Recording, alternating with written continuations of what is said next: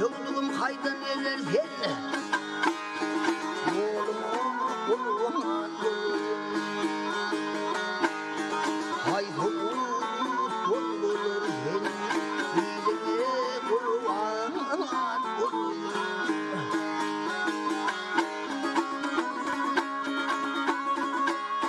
Perincan yerden hürarken hem kimden edurarken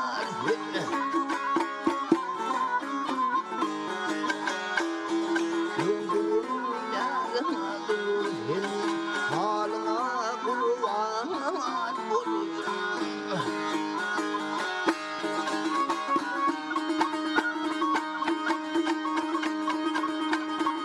Yakarım akar yaş yerler dağ bilin daş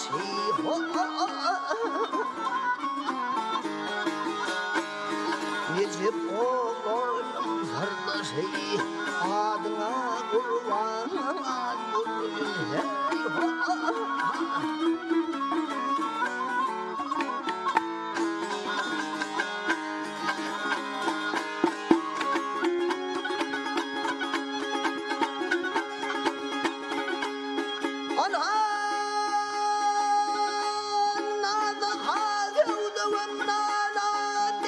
Peymanımın